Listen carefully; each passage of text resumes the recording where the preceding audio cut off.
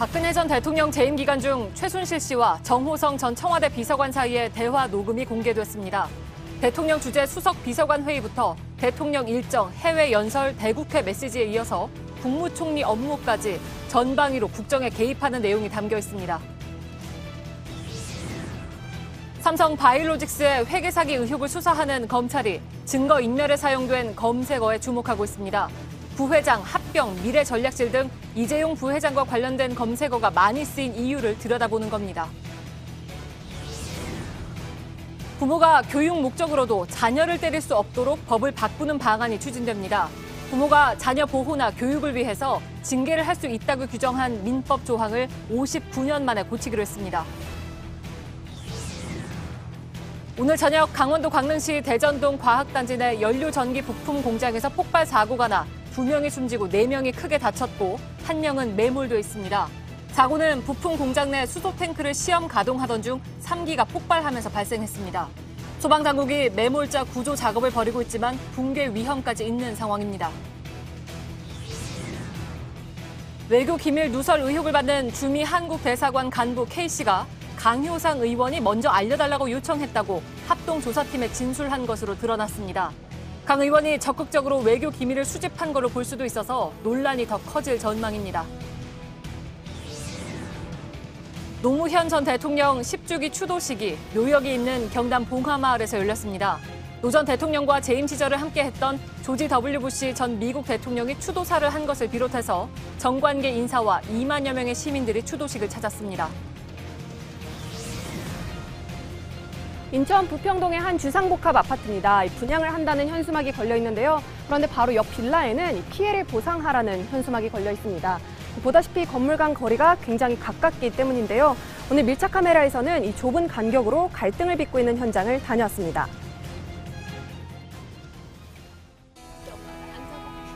마스크가 필요 없는 세상으로. 내일을 바꾸는 현대 수소전기차. 예, 시청자 여러분, JTBC 뉴스룸을 시작하겠습니다.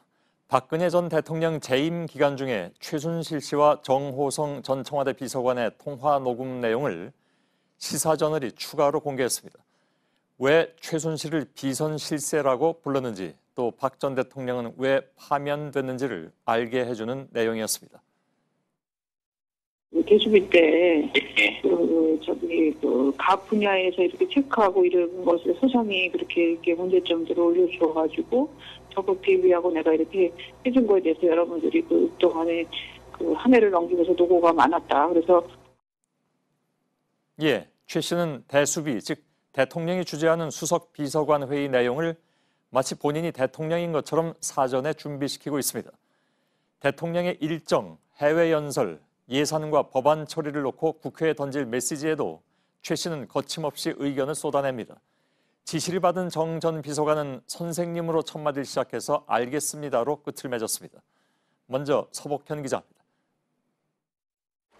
먼저 대통령 주재 수석 비서관 회의에 대해 사실상 지시를 하는 최순실 씨입니다. 월요일 대수비 있죠? 예, 그렇습니다. 대수비 때 보고를 안 하고 일방적으로 지시만 한다고 그랬대. 보시면 안 되는데, 예. 이게 이걸 좀 아둘러서 모든 수석들이 이렇게 각 시설에서 오는 거를 점검해가지고 내가 이렇게 보고 있고 철저적으로 이렇게 하는 거에 대해서 정확하게 해달라 이런 대목을 하나 넣으세요. 대통령의 일정도 사전에 알고 있었습니다. 그건 안 가는 걸로 하면 되지, 녹색은. 지금 안 가시는 걸로 되어 있고요. 가시는 걸로 이렇게 얘기하시면 변경하시는 건데요. 박 전 대통령이 국회를 향해 어떤 입장을 전달할지도 최 씨는 개입했습니다. 예산이 지금 풀리지 않으면 지금부터 해가지고 하지 않으면 이 예산이 지금 작년 예산을 해서 특히 새로운 투자법이나 국민 그거를 못하게 되는데 이거를 본인들이 요구가 들어지지 않으라서 국민을 볼모로 잡고 이렇게 하는 거는 국회의원이나 정치권의 무리한 책임을 물을 수밖에 없고 책임을 져야 될 것이다. 이런 식으로 좀 하세요. 해외 연설문에도 거침없이 손을 댔습니다. 맨 마지막에도 중국어로 하나 해야 될 것 같은데요. 맨 마지막이에요. 근데 제갈량 있지 않습니까?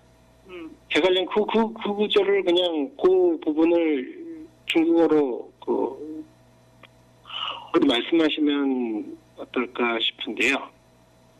쭉 가다가 갑자기 맨 마지막에 중국말로 하면 조금 아니 마지막으로 예. 저기 중국과 예. 한국이 젊은이들이 이제 미래를 끌고 갈 젊은이들이 앞으로 문화와 인적 교류 문화와 인문 교류를 통해서 예. 더 넓은 학대와 가까워진 나라로 발전하길 바란다. 여러분 여러분의 미래가 밝아지길 기원한다. 그러고 감사합니다. 이렇게 해서 정홍원 당시 국무총리를 향한 주문도 했습니다. 그리고 저거 있잖아. 관련 그거 안 된 거 몇 가지만 꽂혀서 써요. 근데 선생님 정홍원 총리 때 다 얘기를 해서 그게 또 똑같은 거 아니 그래도 그거는 꼭 해줘야 된다고. 예. 그래서 중요한 거기 때문에 또 얘기 드린다고. 유민봉 당시 청와대 국정기획 수석에 대해서도 마찬가지였습니다. 일단 또 유민봉 수석한테 한번 좀 준비를 하라고 해야 될 것 같은데요. 네, 그렇게 해보라고 그래야지. JTBC 서복현입니다. 예, 박근혜 전 대통령을 국회의원 시절부터 보좌해서 이른바 문고리 3인방 중 하나로 불려온 인물이 바로 이 녹음 파일에 등장하는 정호성 전 비서관입니다. 그런데 지금 들으신 것처럼 그의 진짜 상관은 최순실 씨가 아닌가 이런 생각이 들 수밖에 없죠. 그 부분도 들어보겠습니다. 정정문 기자입니다. 정호성 전 비서관은 평소 최순실 씨를 선생님으로 부르면서 깍듯이 대했습니다. 근데 선생님 한 가지 원래 이제 법적 12월 2일까지 하도록 되어 있는데요. 지금 건국 이래 12월 2일까지 된 적이 한 번도 없습니다. 아니 그렇더라도 최 씨가 대통령의 일정을 바꾸라고 명령조로 말하자 정 전 비서관은 난감한 기색을 보이면서도 거절하지 못합니다.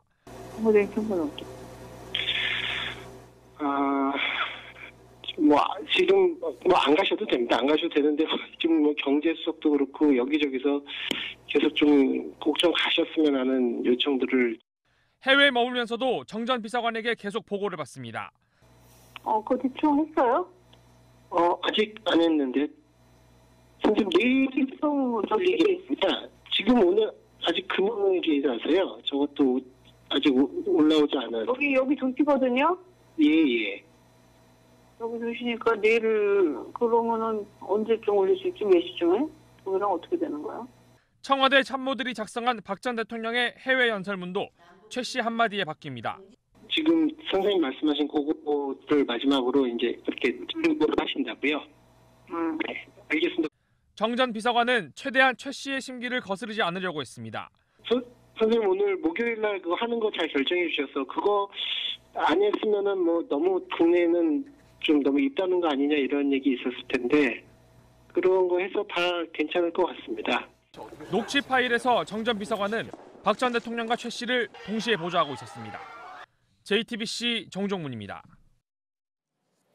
예, 오늘 공개된 녹음 파일에는 박근혜 전 대통령과 정호성 전 비서관 두 사람의 대화도 있습니다. 대통령이 비무장지대를 공원으로 만들라면서 8차선 도로나 KTX를 놓으라 이렇게 지시하고 비서관이 그에 대해서 난색을 표하는 대화가 그대로 담겨 있습니다.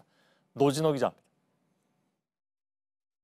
광대한 면적인데 이곳에 8차선 고속도로와 KTX 같은 고속철도를 건설해서 대선 전 박근혜 전 대통령이 정호성 전 비서관에게 DMZ 한반도 생태평화공원 사업에 대한 지시를 내립니다. 정 전 비서관이 여러 차례 우려를 나타냈지만 지금 이거는 기존의 남북관계 발전을 위해서 내놓은 안 이런 것보다도 훨씬 휴전선 자체가 거의 상당히 많이 무력화되는. 돌아오는 답은 똑같습니다. 박 전 대통령은 오히려 멋쩍은 듯 웃으며 농담을 던집니다. 그동안 우리 남북관계에서 늘 이제 전제 조건으로 했던 게 이제 핵폐기인데요. 그렇죠. 예. 후보께서 8차선을 그냥 확 뚫어놓는 사람들 불안하게 그죠. 박 전 대통령은 그래도 검토하라고 지시합니다.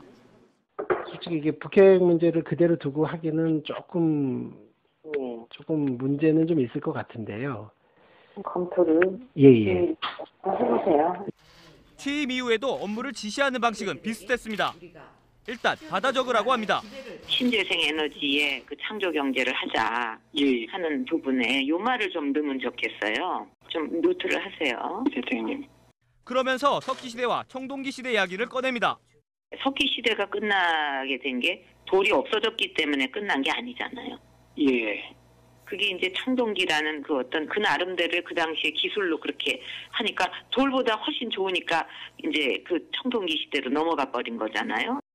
어떤 그 지금은 그때보다도 더 기술도 좋고 그러니까 그 과학 기술이나 어떤 이런 걸 통해서 이제 그 다른 에너지로 이렇게 정호선 전 비서관은 박 전 대통령의 업무 지시를 정확히 이해하기 위해 이 파일을 녹음했다고 검찰 조사에서 밝혔습니다.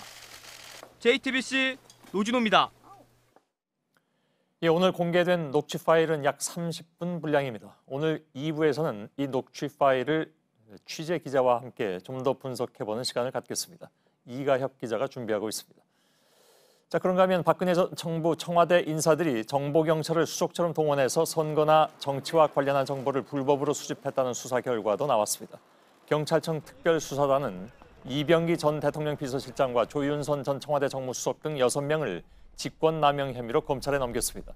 이들은 2014년부터 2016년까지 정보경찰을 시켜서 특정 정치인이나 세월호 특별조사위원회의 동향 등을 파악해서 청와대에 보고하도록 지시한 혐의를 받고 있습니다. 삼성바이오로직스의 회계 사기 의혹을 정조준한 검찰이 증거인멸 과정에서 하나하나 수사의 단서를 포착하고 있습니다. 최근 증거인멸 혐의로 재판에 넘긴 임직원의 범죄 사실에 이런 단서가 자세히 담겼는데 JTBC가 그 내용을 확인했습니다. 검찰은 증거를 없앨 때 활용된 검색어를 들여다보고 있는데 이 가운데 오로라 프로젝트에 특히 주목하고 있다고 합니다. 한민용 기자입니다. 삼성바이오로직스에 대한 검찰 수사가 임박했던 지난해 5월, 삼성전자 측은 삼성바이오 자회사인 에피스에 보관한 자료를 없애라고 지시한 걸로 조사됐습니다. 폴더와 파일 수천 개를 삭제했는데 다양한 검색어를 사용했습니다. 먼저 지난해 5월 1차 파일 삭제에선 지분, 콜옵션, 부회장, 합병, 미래전략실 등이, 2달 후 두 번째 삭제에서도 이 검색어가 반복적으로 쓰였습니다. 그리고 그 뒤에는 그룹의 보안 전문 조직이 직접 나섰는데 VIP, JY, 부회장, 합병, 미전실 등을 검색어로 사용했습니다. 검찰은 이 키워드들을 주시하고 있습니다. 당시 금융당국이 조사하던 건 경영과 관련한 공시를 제대로 하지 않았다는 것이었습니다. 그런데 검색어는 삼성물산과 제일모직의 합병이나 이재용 부회장의 초점이 맞춰져 있기 때문입니다. 검찰은 특히 오로라라는 검색어에 주목하고 있습니다. 오로라는 삼성이 추진한 프로젝트 이름으로 바이오에피스의 주식을 사들이기 위한 내용으로 파악됐습니다. 바이오에피스와 합작한 미국 회사가 나중에 주식을 살 수 있는 옵션이 있어 이를 행사하면 삼성이 지배력을 잃게 되니 대비하려고 했다는 겁니다. 특히 검찰은 복원된 오로라 문건에서 분식 회계를 해야 했던 정황을 자세히 확인할 중요한 단서를 포착했다고 합니다. 검찰 수사가 확대되는 가운데 삼성 측은 수사 초기 단계인데도 언론 보도 등을 통해 유죄라는 단정이 확산되고 있다는 입장을 내놨습니다. JTBC 한민용입니다. 이런 가운데 이재용 삼성 부회장에 대한 국정농단 재판이 막바지 심리에 들어가 있습니다. 이 부회장을 위한 승계 작업이 존재했는지 여부는 분식 회계 사건뿐 아니라 국정농단 재판에서도 중요한 쟁점입니다. 최근에 박영수 특검팀은 삼성물산과 제일모직의 합병을 승계 작업의 일환으로 볼 수밖에 없다는 의견서를 냈습니다. 강버들 기자입니다. 이재용 부회장의 2심 재판부는 삼성그룹의 승계란 현안과 이를 위한 부정한 청탁이 없었다고 봤습니다. 그 결과 형량이 크게 줄었고 이 부회장은 집행유예로 풀려났습니다. 승계 작업이 존재했는지 여부는 대법원 재판에서도 중요한 쟁점으로 꼽힙니다.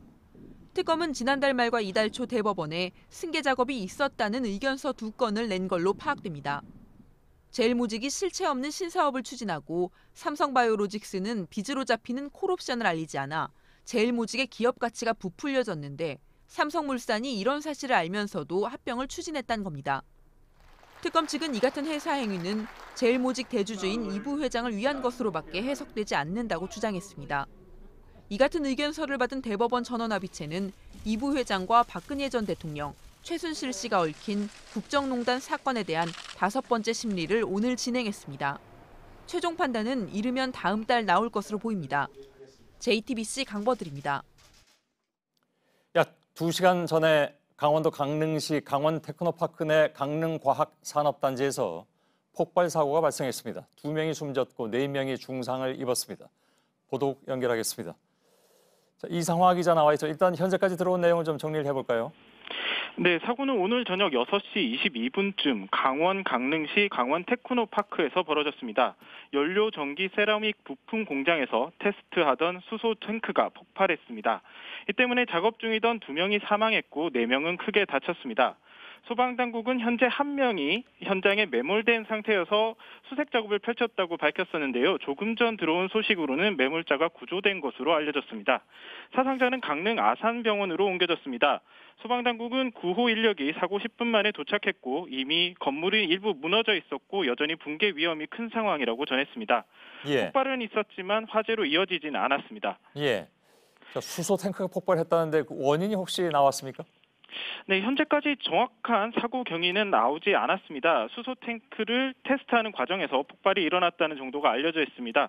사고가 난 곳은 강원 도내 중소벤처기업이 모여있는 강원 테크노파크 안에 있는 업체입니다. 공장 안에는 400세제곱미터짜리 수소 연료 탱크 3개를 시험 가동 중이었는데요. 탱크가 폭발한 원인에 대해서는 아직 조사가 진행 중에 있습니다. 예, 이상화 기자가 전해드렸습니다. JTBC는 어제 뉴스룸에서 주미 한국 대사관 외교관이 자유한국당 강효상 의원에게 외교 기밀을 유출한 의혹을 보도해드렸습니다.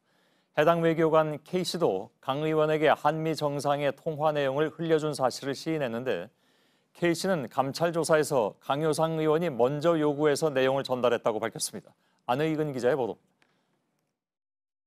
주미 한국 대사관 간부 K씨는 지난 9일 새벽 2차례에 걸쳐 한국당 강효상 의원과 카카오톡 보이스톡 통화를 했습니다. 한미 정상 간 통화 내용을 누설한 의혹을 받고 있는 K씨는 강 의원이 전화를 걸어와 먼저 아는 내용을 얘기해달라고 요청했다고 합동감찰반 조사팀에 진술한 것으로 전해졌습니다.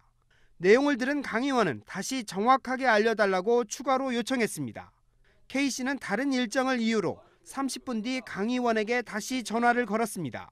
그리고는 강 의원의 요구대로 구체적인 통화 내용을 설명했다는 겁니다. 형법상 외교상 기밀 누설은 누설할 목적으로 외교 기밀을 탐지 수집한 사람, 즉 정보를 제공받은 사람도 처벌 대상이 됩니다. 처벌 기준은 얼마나 적극적으로 외교 기밀을 수집할 의도가 있었는지인데 통상 기밀 유출을 먼저 요구했느냐가 수사에서 중요한 대목입니다. K씨는 강 의원과의 관계에 대해서도 진술을 했습니다. 고등학교 동문 사이는 물론이고 대학 때 몇 년간 같이 공부를 했다고 말했습니다. 두 사람은 고등학교와 대학교 동문입니다.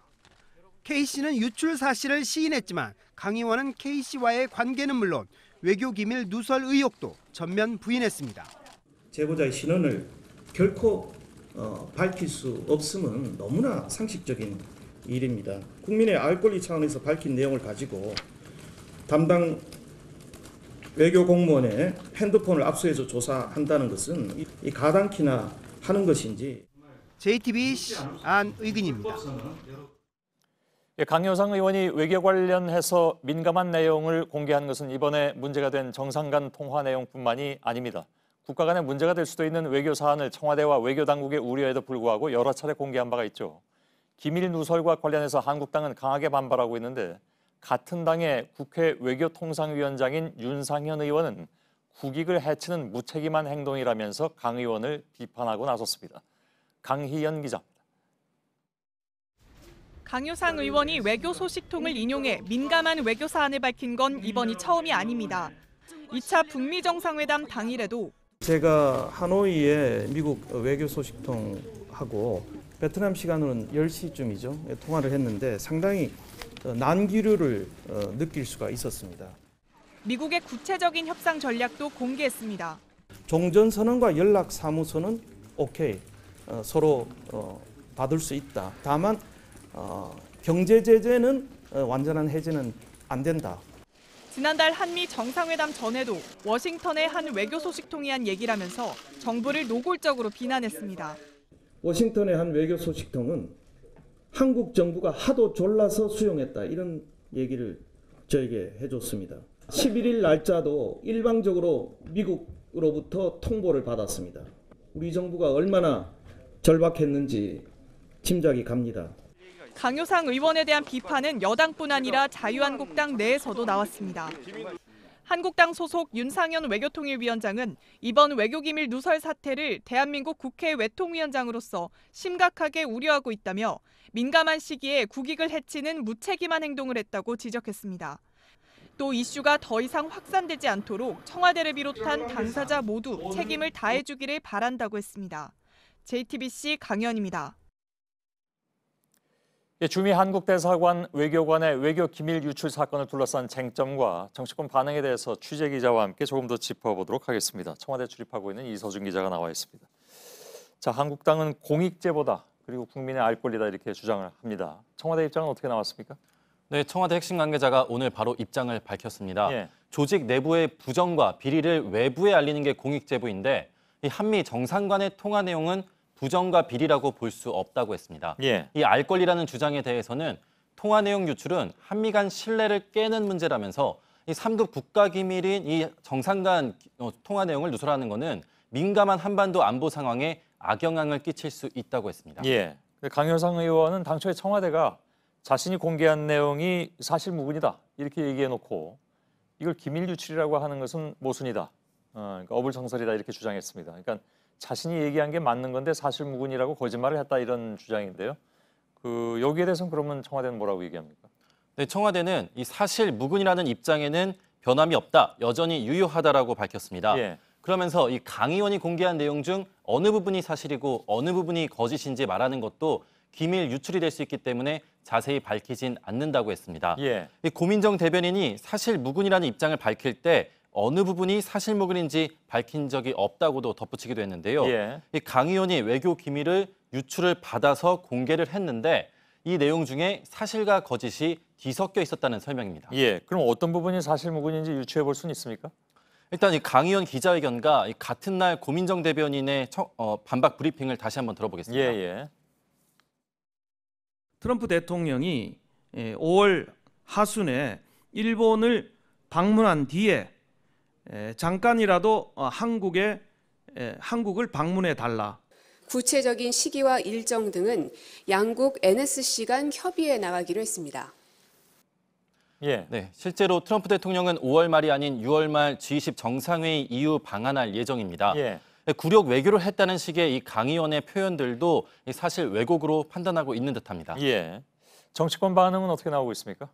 한국당을 제외한 나머지 여야 4당 모두 비판 논평을 내놨습니다. 예. 한미동맹 훼손을 우려한다. 외교 기밀을 정략적으로 활용한 사건이다. 이렇게 규정하기도 했습니다.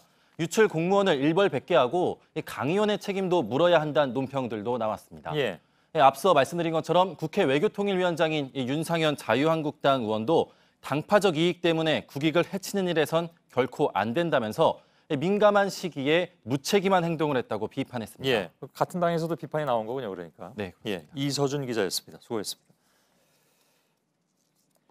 부모가 교육 목적으로도 자녀들을 때리지 못하도록 정부가 민법 조항을 고치기로 했습니다. 학교에 이어서 가정에서도 어떤 이유에서든 아이들을 때릴 수 없도록 하겠다는 것입니다. 그러니까 이른바 사랑의 매도 아이들에겐 폭력일 수 있다는 것이죠.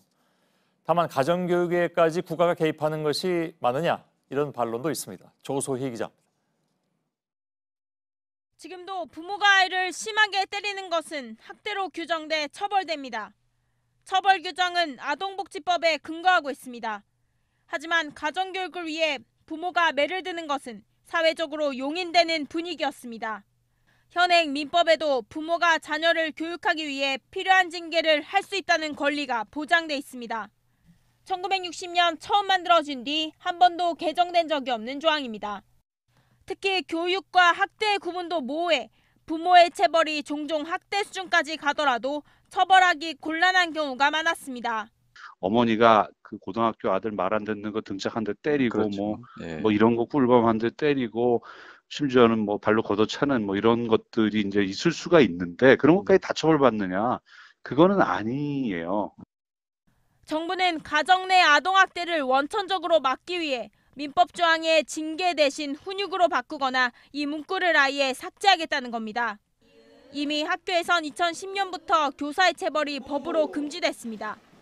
1979년 스웨덴을 시작으로 54개 국가에서 부모의 아동 체벌을 금지하고 있습니다. 일본도 최근 자녀 체벌을 금지한 아동학대 방지법을 국회에 제출했습니다. 하지만 국가가 자녀 양육에 과도하게 개입하는 건 지나치다는 의견도 있습니다. 이 아이들이 그냥 네 멋대로 자라도록 방치하겠다는 거거든요. 정부는 금지되는 체벌의 정도와 형태를 명확하게 하기 위해 의견 수렴에 나섰습니다. JTBC 조소입니다. 노무현 전 대통령 10주기 추도식이 오늘 경남 봉하마을에서 열렸습니다. 지금부터는 이 소식을 전해드리겠습여 전 대통령과 같은 시기에 재임했던 조지 부시 전 미국 대통령을 비롯해서 많은 정관계 인사들이 찾았습니다. 시민 2만여 명도 찾았습니다. 봉하마을에 나가 있는 취재기자를 연결하겠습니다. 김나한 기자. 자, 추도식은 낮에 마무리가 됐습니다. 지금 뒤에 추모객의 모습도 보이는 것 같기도 하고 어떻습니까? 네, 추도식과 공식 참배 일정은 오늘 오후 5시쯤 다 마무리가 됐습니다. 다만 제 옆으로 보이는 계단을 향해 올라가면 나오는 묘소에서는 지금도 시민들이 자유롭게 참배를 하는 모습을 보실 수가 있습니다. 오늘 추도식은 오후 2시에 제 옆으로 보이는 길을 따라가면 나오는 공원에서 진행이 됐습니다. 한 1시간여 정도 진행이 됐고요. 또 오늘 추도식에는 문희상 국회의장과 이낙연 국무총리, 또 이해찬 민주당 대표 등 당정청 인사 대부분이 자리했습니다. 또 주최 측이 추산하기로 시민 2만여 명도 함께 자리했습니다. 예.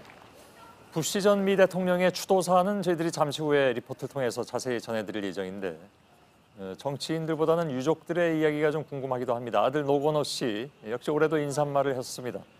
2015년도였나요? 당시 김무성 의원을 향해서 좀 비판하는 말을 해서 얘기가 나오기도 했었는데 오늘은 어떤 내용으로 인사말을 했습니까? 네, 노건호 씨가 오늘 참석한 부시 전 미 대통령 등 참배객들을 향해서 대표로 인사말을 했습니다. 일단 그 내용을 직접 들어보시죠. 예. 깨어있는 시민 그리고 그들의 조직된 힘에 대한 믿음은 고인께서 정치를 포기하지 않도록 하는 신조였습니다. 외부에는 잘 알려지지 않은 일입니다마는 돌아가신 아버님께서는 항상 부시 대통령님의 지적 능력과 전략적 판단에 대해 감탄하시곤 하셨습니다. 짚어야 할 것은 예. 네, 보신 것처럼 오늘 연단에서는 날선 발언 대신에 주로 감사의 뜻을 전하면서 추모객에게 인사하는 모습을 보였습니다. 예. 유시민 노무현 재단 이사장은 아시는 것처럼 모친상이어서 참석을 못했죠. 그렇습니다. 예. 그 유시민 이사장은 이제 엊그제 갑작스러운 모친상을 당해서 오늘 참석을 하지 못했습니다. 네. 예, 추도사라든가 이런 거는 누가 대신 읽어주거나 그랬습니까? 그러면? 네, 오늘 추도사는 이제 재단 관계자가 대신 읽기는 했습니다. 그리고 유시민 그 이사장도 오늘 그 병원에서 준비를 많이 했는데 주로 감사의 뜻을 전하는 자리로 만들려고 준비를 많이 했는데 잘 된 걸로 보인다 이런 얘기를 기자들에게 전했습니다. 예, 야권에서도 참석을 많이 했다고요? 네, 오늘 그 자유한국당에서 조경태 최고위원이 참석을 하기는 했습니다. 대신 오늘 이제 황교안 당대표가 과연 오늘 참석하느냐가 좀 관심이 집중되는 부분이었는데 결론적으로 황 대표는 오늘 자리를 하지 않았습니다. 한국당에서는 마땅히 황 대표가 참석해야 하는 날이 맞지만 지금 민생투쟁 대장정 일정을 수행하고 있기 때문에 참석을 하지 못했다 이렇게 밝혀왔습니다. 예, 알겠습니다. 봉하마을에서 김나한 기자가 전해드렸습니다. 오늘 10주기 추도식에는 조지 부시 전 미국 대통령도 참석을 했죠. 재임 시절에는 북핵 문제 등을 놓고 두 사람이 갈등을 겪기도 했는데 부시 전 대통령이 노 전 대통령을 추모하면서 10년 만에 꺼낸 말은 인권에 헌신하고 용기 있는 지도자였다 하는 것이었습니다. 이런 평가를 담아서 자신이 직접 그린 노 전 대통령의 초상화를 선물로 가져오기도 했습니다. 이희정 기자입니다. 부시 전 대통령은 추도사에서 노무현 전 대통령의 초상화에 담긴 의미를 자세히 설명했습니다. 인권에 헌신한 대통령이었고 As I painted President No, I thought about his commitment to human rights I painted a man who respected the fundamental rights of all citizens. 할 말은 하는 지도자였다는 걸 표현하고 싶었다는 겁니다. I painted a strong leader who was not afraid to speak his mind, even to the President of the United States. 부시 전 대통령은 추도사를 마치자 권양숙 여사를 먼저 안아주며 위로를 건네기도 했습니다. 노무현 전 대통령과 부시 전 대통령은 재임 시절엔 남북 문제 등을 놓고 의견 차이를 보이며 갈등을 겪었습니다. 노 전 대통령은 대화와 포용을 강조했지만 부시 전 대통령은 북한을 악의 축으로 규정하며 제재 강화를 주장했습니다. 2007년 9월 정상회담에선 종전선언에 대한 입장 표명을 놓고 공개 논쟁까지 벌였습니다. 부시 전 대통령은 그런 긴장 관계가 한미 동맹을 다지는 토대가 됐다고 회고했습니다. That may we had some differences, but no disagreement ever outweighed our shared belief in the importance of U.S.-South Korean relationship. 부시 전 대통령은 추도식에 앞서 문재인 대통령과도 만났습니다. 이 자리에서도 노 전 대통령은 직설적으로 본인의 생각을 말했고 이런 대화가 좋은 관계를 만들었다고 말했습니다. 문 대통령도 부시 전 대통령이 추도식에 참석하는 자체만으로 한미동맹의 공고함을 보여준다고 말했습니다. JTBC 이희정입니다. 오늘 새벽부터 봉하마을로 향하는 행렬은 끝없이 이어졌습니다. 백사를 바라보는 노인부터 아장아장 걷기 시작한 아이들까지 세대를 불문한 참배객들이 묘역을 찾았습니다. 배승주 기자입니다. 98살 강의조 할아버지가 휠체어를 탄 채 노무현 전 대통령 묘역 앞으로 다가갑니다. 이제는 걷지 못하고 이틀에 한 번 투석을 받아야 하는 상황도 매년 참석해온 추도식을 걸을 수 없다는 의지를 꺾지 못했습니다. 고인이 잠든 너륵바위에선 한동안 눈을 떼지 못합니다. 영원히 참 명복을 빈다고 그런 그 뜻에서 얘기를 하고 인사하고 있습니다. 자기 키만한 국화를 든 아이들은 이번이 첫 추도식입니다. 아장아장 걸어 긴 추모 행렬에 동참합니다. 아버지와 막내 아들은 노 전 대통령 생가에서 고인을 추억합니다. 옛날 지 모습 그대로, 그렇지? 내년에도 또 오고 아빠는 오면서 얘기한 것도 잘 기억하고. 영상으로 다시 만난 노 전 대통령의 모습에 추모객들은 참아왔던 눈물을 흘립니다. 가슴 아팠던 그 고생했던 마음에 안쓰러워가지고. 오늘 하루 2만 명이 넘는 참배객들이 봉하마을을 찾았습니다. 이른 아침부터 몰려든 인파로 주변 도로는 주차장이 돼버렸습니다. 슈퍼와 상점에서 먹거리와 물도 동이나 김해시에서 공수해오는 상황도 벌어졌습니다. 하지만 참배객들은 긴 줄 속에서 차례를 기다리며 담담한 표정을 잃지 않았습니다. JTBC 배승주입니다. 서거 10주기를 맞아서 노무현 전 대통령의 생전의 일상을 담은 비공개 사진 50여 점도 공개가 됐습니다. 대통령이기에 앞서서 인간 노무현의 모습이 그대로 담겨 있습니다. 조익신 기자입니다.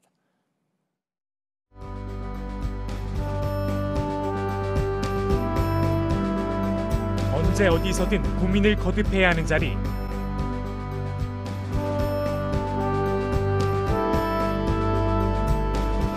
대한민국 대통령.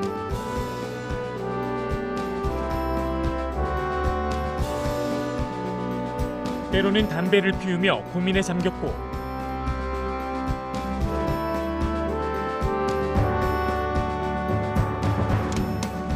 모든 걸 내려놓고 망중한도 즐겨봅니다.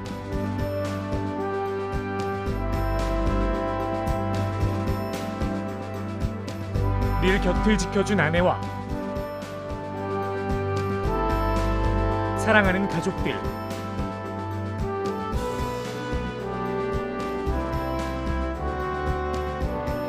그리고 마음을 알아주는 친구가 있어 외롭고 힘들지만은 않았습니다.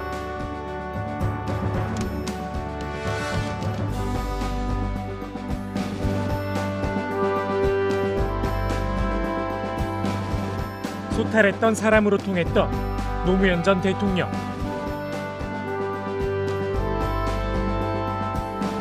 비록 생전에 이루지 못했지만 사람 사는 세상이란 꿈은 여전히 현재 진행형입니다. JTBC 조유신입니다.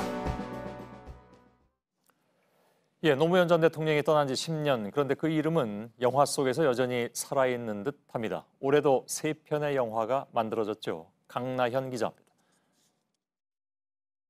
제가 오늘 딱 말 놓고 하고 싶은 얘기 한마디 하겠습니다.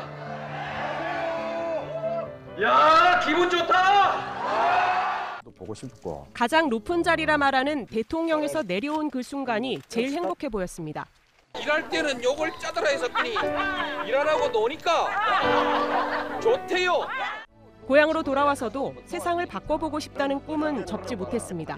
센 놈이 약한 놈을 잡아먹더라도 함부로 마구 잡아먹지 못하게 자연의 다양성과 풍부함이 살아있는 생태 마을을 한번 만들어보고 싶고요.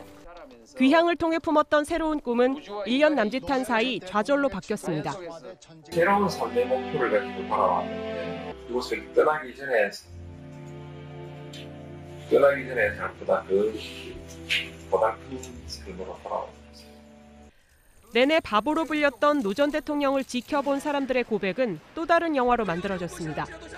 그가 이루려 했던 꿈은 무엇일까? 질문을 던집니다.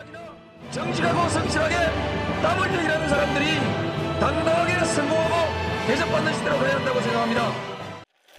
소녀에게 개구리 잡고 가재 잡던 마을을 물려주고 싶다던 소망. 평범한 시민으로 돌아왔던 노무현을 기억하며 봉하마을의 사계절을 담은 영화도 등장했습니다. 그가 떠난 지 10년. 고향 봉하마을은 노 전 대통령의 꿈을 좇아 부지런한 농부와 건강한 환경이 어우러지는 곳으로 하나둘 바뀌고 있습니다. JTBC 강나현입니다. 네, 쌍둥이 딸에게 시험 답안을 빼돌린 혐의를 받았죠. 숙명여고 전 교무부장이 유죄 선고를 받았습니다. 법원은 이번 일로 교육에 대한 신뢰가 바닥에 떨어졌다며 징역 3년 6개월을 선고했습니다. 공다솜 기자입니다. 재판부는 숙명여고 전 교무부장 현모 씨가 쌍둥이 딸들의 1학년 2학기 중간고사부터 모두 4차례에 걸쳐 답을 빼돌렸다고 판단했습니다. 그 근거로 현 씨의 의심스러운 행동들을 지적했습니다. 먼저 시험 전주에 혼자 학교에 나와 초과 근무를 하면서도 근무 시간을 기록하지 않았다는 겁니다. 또 현 씨가 시험지를 보관하던 교무실의 금고 비밀번호도 알고 있었다고 했습니다. 주말에 근무하면서 답안을 빼돌렸을 가능성이 있다고 본 겁니다. 쌍둥이 자매의 시험지와 암기장에 깨알같이 적힌 숫자들도 유죄의 근거로 봤습니다. 글씨를 작게 쓴 의도가 있을 것이라며 사전에 유출된 정답을 외워뒀다가 시험지에 적은 뒤 답을 써냈을 가능성이 매우 크다고 한 겁니다. 재판부는 이번 사건으로 다른 학교들도 의심의 눈길을 피하지 못하게 됐고 교육 신뢰도가 바닥에 떨어졌다며 징역 3년 6개월을 선고했습니다. 19살이 안 돼 서울 가정법원으로 넘겨진 쌍둥이의 본격적인 재판은 다음 달 4일 시작됩니다. JTBC 공다솜입니다. 이번 일을 잊고 교육당국은 상피제라는 대책을 내놨습니다. 서로 상피할 피, 그러니까 서로 피하게 한다는 겁니다. 올해부터 교사인 부모와 그 자녀가 같은 학교에 다닐 수 없게 하겠다는 건데 여전히 290여 곳의 학교에 교사와 자녀가 같이 다니고 있습니다. 오효정 기자입니다. 단위 학교의 성적을 더욱 엄정하게 관리하겠습니다. 교원의 자녀 재학교 근무를 원칙적으로 배제하고 교육부는 숙명여고 사태를 구조적으로 막겠다며 상피제를 내놨습니다. 교사인 부모와 그 자녀가 같은 학교에 다니지 못하도록 하겠다는 겁니다. 지난해에 비해 올해 절반 수준으로 줄긴 했지만 여전히 294곳의 고등학교에선 부모, 교사와 자녀가 한 학교에 다니고 있습니다. 사립학교의 비율이 압도적으로 높습니다.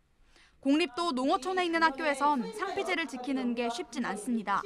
학교가 별로 없어 부모나 자녀가 먼 곳으로 옮겨가야 하는 현실적인 어려움이 있는 겁니다. 교육부는 이럴 경우 교사가 평가 업무를 할 수 없도록 조치하겠다는 입장입니다. 교육부가 내놓은 다른 대책들도 현장에서 제대로 정착하지 못하고 있습니다. 올해부터 시험지 관리와 수행평가 운영에 학부모가 참여할 수 있도록 하는 제도가 도입됐지만 모르는 학부모가 대다수입니다. 시험지 보관실 등에 CCTV를 설치한 비율도 47%에 그치는 실정입니다. 이 때문에 이달 초 고3 학생이 교무실에 들어가 다른 학생의 답안지를 오답으로 바꾸는 일까지 벌어졌습니다. JTBC 오효정입니다. 윤석열 서울중앙지검장 집을 찾아가서 협박성 방송을 한 혐의를 받은 김상진 씨의 유튜브 채널이 삭제됐습니다. 위협적인 영상물을 내보내지 않는다는 유튜브 정책에 따른 겁니다. 5.18과 관련해서 왜곡된 내용을 방송해 논란을 빚은 다른 유튜브 계정도 정지를 당했습니다. 김선미 기자입니다. 유튜버 김상진 씨는 윤석열 서울중앙지검장 집 앞에서 협박 방송을 하다 구속된 뒤 풀려났습니다. 윤석열이한테 지금 압박하러 온 겁니다. 너는 라는 것을 이제 무언의 암시를 주기 위해서 지금. 김 씨가 협박 방송을 했던 유튜브 계정이 최근 해지됐습니다. 다른 사람의 권리를 침해하거나 위협적인 내용의 영상을 금지하는 유튜브 정책을 위반했기 때문입니다. 유튜브는 해당 방송이 이 규정을 여러 번 또는 심각하게 위반했다고 밝혔습니다. 구독자 7만 명을 보유했던 잔다르크 TV도 마찬가지입니다. 이 채널은 5.18을 왜곡하는 발언을 그대로 방송해 논란이 되기도 했습니다. 광주에 북한의 특수군 부대가 같이 섞여서 이렇게 한 것이 광주 민주화운동의 그 한 역사로 이렇게 포장돼 있다는 것을. 표현의 자유라는 주장 아래 논란을 일으켰던 유튜브 채널들이 잇따라 폐쇄되고 있습니다. JTBC 김선미입니다. 승차 공유 서비스 타다를 놓고 최종구 금융위원장과 이재용 대표가 오늘 다시 공방을 이어갔습니다. 설전 2라운드라고 할 수 있죠. 소외된 전통산업, 즉 택시업계를 보듬어야 한다는 데는 두 사람 모두 이견이 없었습니다. 두 사람이 부딪힌 건 누가 상생을 주도해야 하는가에서입니다. 최 위원장은 혁신의 승자인 타다가 패자를 이끌어야 한다고 말했습니다. 반면 이 대표는 혁신에는 승패가 없다고 반박했습니다. 다만 피해자가 있는 것이고 이들을 주도적으로 챙겨야 하는 건 정부라는 겁니다. 어제 앙금이 남았는지 각자 뼈 있는 한마디도 남겼습니다. 최 위원장은 비아냥거리지 말라고 했고 이 대표는 주무부처 장관도 아니지 않느냐고 맞받았습니다. 이현 기자입니다. 2라운드의 포문도 최종구 금융위원장이 먼저 열었습니다. 핀테크 박람회 기조연설에 섭니다. 혁신의 과정에서 일자리를 잃거나 소외되는 분들에 대한 존중과 배려, 혁신의 승자들이 패자를 이끌고 함께 걸을 수 있게 되기를 기대합니다. 행사가 끝나기도 전에 이재용 소카 대표도 페이스북 게시물을 남겼습니다. 최 위원장의 말에 공감한다면서도 정부가 주도적으로 전통산업을 보듬어줘야 한다고 강조했습니다. 그러면서 혁신엔 승자와 패자가 없다고 덧붙였습니다. 주무부처 장관도 아닌데 관심 가져줘 고맙다는 뼈 있는 한마디도 남겼습니다. 전날 설전에 앙금이 남은 건 최 위원장도 마찬가지였습니다. 출마하시려나 이렇게 했는데 그런 식으로 이게 비아냥거릴 문제는 아니라고 생각합니다. 논쟁은 정부와 벤처업계로 확산하고 있습니다. 주무부처인 국토교통부 김현미 장관은 기자간담회에서 어려움을 겪는 기존 산업에 대해 새로운 산업 주체들의 사회적 책임과 기여가 있어야 한다고 말했습니다. 지난달 이 대표와 설전을 벌였던 홍남기 경제부총리는 할 말은 있지만 참겠다고 했습니다. 드릴 말씀이 여러 가지 있지만 하여튼 거에 대해서는 그 논란에 대해서는 말을 아끼겠습니다. 기존의 사업 능력 계층과 서로 윈윈하는 상생 방안을 마련하는 것이 필요하다고 보고. 반면 소셜미디어에는 이 대표를 옹호하는 벤처업계 인사들의 글이 잇따라 올라왔습니다. JTBC 이현입니다. 네, 이번 논란의 중심에 있는 타다는 택시 같기도 하고 렌터카 같기도 한 뭐라고 딱 정의하기 어려운 경계에 있는 서비스죠. 그러다 보니까 한쪽에선 혁신이라고 하고 다른 쪽에서는 불법 택시라고 합니다. 시민들의 생각은 어떤지 먼저 들어보시고 경제산업부 이세누리 기자와 함께 쟁점들을 좀 짚어보겠습니다. 저는 왜 택시 맨날 승차 거부도 심하고 이러면서 왜 타다를 막 반대하고 이러는지 이해를 할 수 없는? 소비자 입장에서는 좋긴 한데 택시분들 입장도 이해가 안 가는 건 아니죠. 그분들은 생계가 달렸으니까. 도로에서 이렇게 타다라고 쓴 11인용 승합차 한 번쯤 보셨을 겁니다.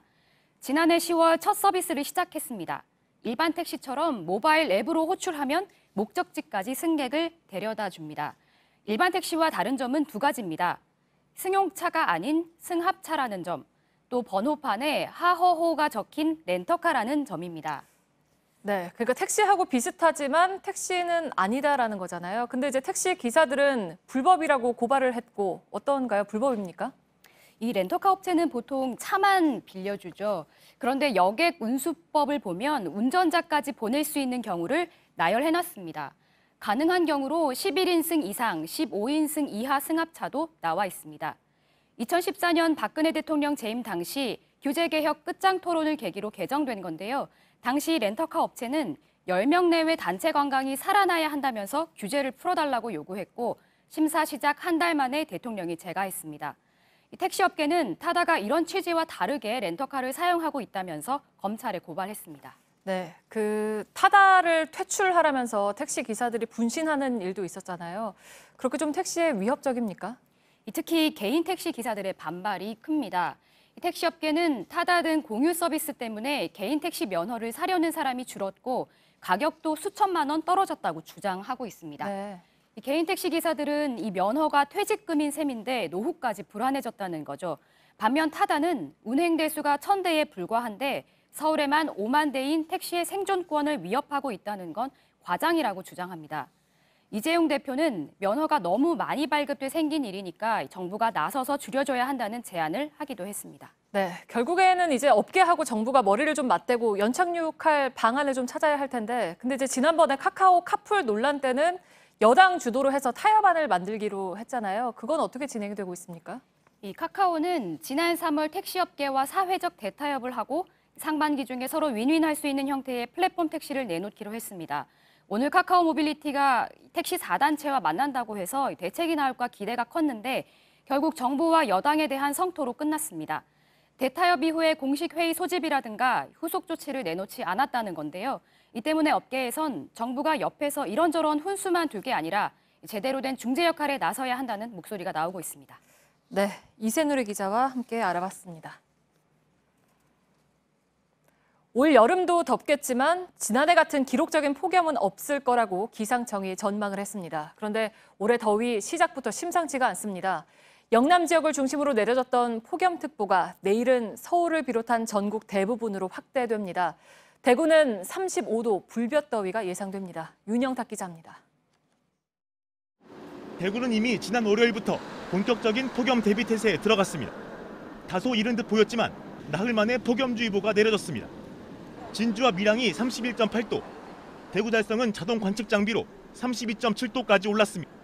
오늘 경기 동부에도 올해 첫 폭염주의보가 발효됐고 내일은 서울과 강원, 광주와 전남 일부 지역까지 확대될 전망입니다. 대구는 낮 최고 기온이 35도까지 오르겠고 서울 32도, 광주 33도 등 올해 가장 더운 날이 될 전망입니다. 연일 맑은 날씨가 이어지면서 이미 데워진 공기가 쌓여 있는 데다 남서쪽에서 뜨거운 바람이 계속 불어오고 있기 때문입니다. 기상청은 폭염특보가 일요일까지 이어질 수 있다고 내다봤습니다. 문제는 중국에서 오염물질도 함께 넘어오고 있다는 겁니다. 내일도 전국 대부분 지역의 초미세먼지 농도가 나쁨 수준을 보이겠고 중부 지역은 모레까지 대기질이 좋지 않을 전망입니다. 가뜩이나 더운데 마음껏 숨쉬기도 힘든 이중고를 겪을 수밖에 없습니다. 다음 주 월요일 전국에 비가 오면서 기온은 평년 수준을 회복할 걸로 보입니다. JTBC 윤영탁입니다. 네, 이런 가운데 지구의 허파라고 하는 아마존 열대 우림은 빠르게 사라져가고 있습니다. 이달 들어서만 축구장 9,600개 면적이 파괴됐습니다. 이한주 기자입니다. 진한 녹색 지역이 아마존 산림입니다. 그런데 군데군데 분홍색이 보입니다.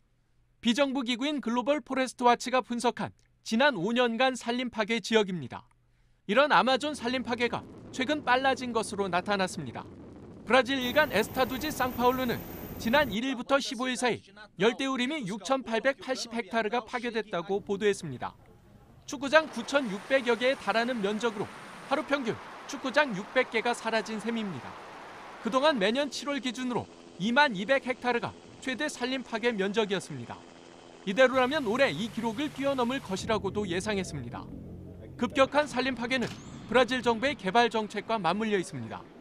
보우소나루 대통령은 지난 14일 관광자원 개발을 위해 아마존 생태보호구역 해제를 추진하겠다고 발표한 바 있습니다. 뉴욕타임즈는 보우소나루 대통령이 불법 개발업자들에게 자유통행권을 준 것이라고 비판했습니다. 세계 자연기금은 전체 아마존 면적 가운데 이미 최소 20%는 파괴된 것으로 추정하고 있습니다. JTBC 이한주입니다. 일본과 대만, 영국 기업들이 중국 화웨이와의 거래를 중단했습니다. 미국 상원은 차세대 통신망인 5G 네트워크 장비까지 중국산을 쓰지 못하게 하는 법안을 발의했습니다. 중국은 경제적 횡포라며 반발했습니다. 백종훈 기자입니다. 일본의 소프트뱅크, 영국의 보다폰, 대만의 이동통신사 5곳 등이 화웨이 스마트폰 신규 출시를 중단했습니다. 미국 상무부가 화웨이를 거래 제한 대상에 올린 지 일주일 만입니다. 화웨이가 핵심 부품을 공급받는 길도 막힐 것으로 보입니다. 스마트폰 칩 생산 기술을 가진 영국 반도체 업체 ARM은 화웨이와 거래를 중단하기로 했습니다. 파나소닉도 화웨이에 제품 공급을 중단할 것을 검토 중입니다. 미국 정치권도 나섰습니다. 공화당과 민주당 상원의원 5명은 미국에서 5세대 통신망을 구축할 때 중국 장비를 쓰지 못하도록 하는 법안을 발의했습니다. 미국 지역 통신사들이 화웨이 장비를 다른 나라 제품으로 바꾸면 지원금을 주는 내용도 들어 있습니다. 이에 대해 중국 왕이 외교부장은 중국의 민간 기업을 이렇게 압박하는 것은 경제적 횡포라고 말했습니다. 중국 차이나 데일리는 미국 정부가 중국을 상대로 기술 냉전을 벌이고 있다고 비판했습니다. 스티븐 무누신 미국 재무장관은 이전 협상에 기초해야 새로운 협상이 가능할 것이라고 밝혀 빠른 시일 내에 합의를 이루기는 어려워 보입니다. JTBC 백종훈입니다. 알록달록하고 달콤한 마카롱 일부 제품에서 식중독균과 지나치게 많은 타르 색소가 나왔습니다. 한국소비자원이 조사를 한 건데요. 규제가 제대로 되지 않고 있었습니다. 송승환 기자입니다. 먹음직스러운 마카롱이지만 식중독을 일으키는 균이 들어있었습니다. 마카롱에서 황색 포도상 구균이 나온 업체는 6곳. 모두 온라인에서 인기 있는 마카롱 업체인데 위생관리가 제대로 안 된 겁니다. 알록달록 예쁜 색을 내기 위해 식용색소를 지나치게 사용한 업체들도 있었습니다. 유명한 맛집 프로그램에 소개되고 서울 강남의 대형 백화점에도 매장을 낸 곳입니다. 황색 4호나 5호 같은 타르 색소를 기준치가 넘게 썼는데 어린이가 많이 먹으면 과잉 행동을 하거나 주의력이 떨어지는 등 부작용이 생길 수 있습니다.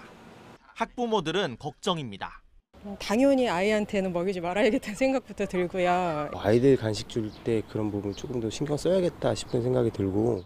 한국소비자원은 식품위생법 기준을 고쳐서 온라인 마카롱 업체들도 품질 검사를 제대로 받을 수 있게 해야 한다고 지적했습니다. JTBC 송승환입니다. 미국 워싱턴주에서 시신을 퇴비로 처리할 수 있게 하는 법안이 처음으로 통과됐습니다. 매장하거나 화장하는 것보다 친환경적이라는 게 장점으로 꼽혔습니다.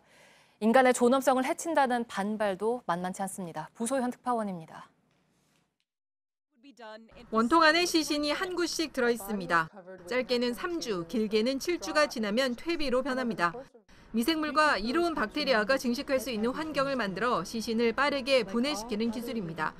한 민간업체는 지난해 워싱턴 주립대학에서 기증받은 6구의 시신을 흙처럼 만드는 데 성공했습니다. 이렇게 장례를 치르는 비용은 우리 돈으로 660만 원 정도입니다. 미국 워싱턴주는 이 기술을 이용해 시신을 퇴비로 만들 수 있도록 하는 법안을 통과시켰습니다.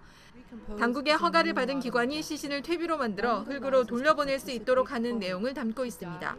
이른바 인간 퇴비화 법안으로 내년 5월부터 시행됩니다. 법안을 발의한 제이미 피더슨 상원의원은 이산화탄소를 배출하는 화장이나 지하수와 토양을 오염시킬 수 있는 매장보다 친환경적이라고 밝혔습니다.